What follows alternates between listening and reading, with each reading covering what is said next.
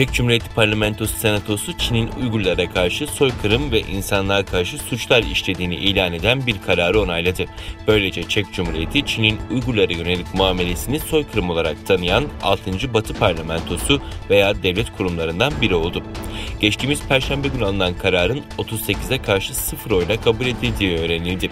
Kararda Çin Halk Cumhuriyeti'nde özellikle Tibet ve Uygur özerk bölgelerinde yaygın olarak insan hakları ve özgürlükleri ihlalleri, soykırım, insanlığa karşı suçlar ve etnik ayrımcılığın olduğu ve kültürel, dini ve siyasi kimliklerin bastırıldığı belirtildi. Taslak karar ayrıca Çek hükümetinin 2022 Pekin Kış Olimpiyatlarının diplomatik boykotunu ilan etmeye ve Çek Cumhuriyeti hükümeti ve diğer siyasi temsilcilerin Çin Halk Cumhuriyeti'ndeki olimpiyat oyunlarına katılma tekliflerini reddetmeye çağırıyor.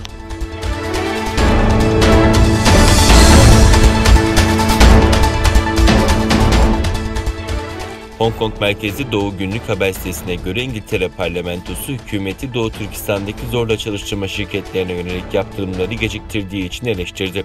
Habere göre İngiltere hükümeti bu yıl Mart ayında Doğu Türkistan'da zorla çalıştırılmayla bağlantısı olmadığını kanıtlamayan şirketlere belirli bir süre tanıyarak nihayetinde hala kanıt sunamayan şirketlerin cezalandırılacağı konusunda söz vermişti.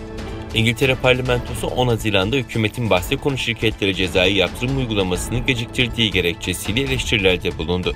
Birleşik Krallık Ticaret, Enerji ve Sanayi Stratejisi Denetim Komitesi, İngiliz moda, perakende, medya ve teknoloji şirketlerinin Doğu Türkistan'daki Çin Komünist rejimi tarafından çalışmaya zorlanan Uygur Müslümanların trajedisiyle doğrudan veya dolaylı olarak bağlantısı olabileceğini kaydetti ve hükümeti değişmeyen şirketlere para cezası ve kara listeye alma gibi bir dizi yaptırımları uygulamaya çağırdı.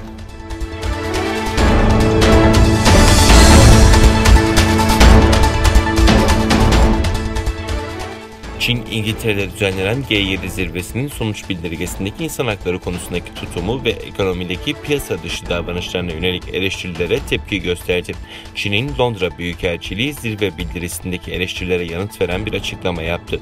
Açıklamada sonuç bildirgesinde yer alan Doğu Türkistan'da insan hakları ihlalleri ve zorla çalıştırma ile ilgili iddiaların gerçekleri çarpıttığı savunuldu. Kurallara dayalı bir uluslararası ekonomik sistemin azınlık bir grup tarafından değil, tüm ülkelere danışılarak belirlenmesi gerektiğini vurgulandığı açıklamada kararlar artık küçük bir grup tarafından dikte edilemez değerlendirmesi yapıldı. Öte yandan açıklamada sonuç bildirgesinde yeni tip koronavirüsün kökenlerinin yeniden araştırılmasına ilişkin yapılan çağrıya da tepki gösterildi.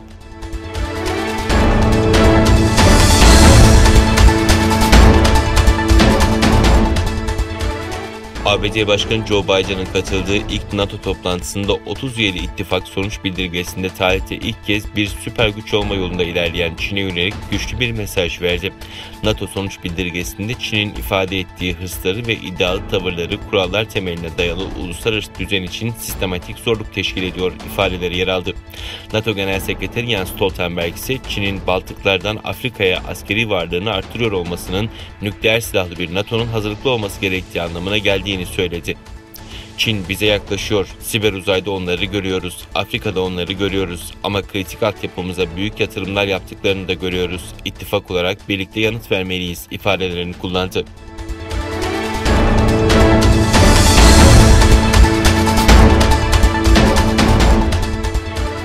Çin'in Hubei eyaletinde doğalgaz hattına dün meydana gelen patlamada ölü sayısının 25'e yükseldiği bildirildi. Global Times'in haberine göre Çin'in Hubei eyaletinde pazar sabahı meydana gelen doğalgaz patlamasında ölü sayısı 25'e yükselirken yaralı sayısı 138'e çıktı. Patlama alanı çevresindeki 913 hane tahliye edildi. Kurtarma çalışmaları ve patlamaya neyin neden olduğu ile ilgili soruşturma ise sürüyor.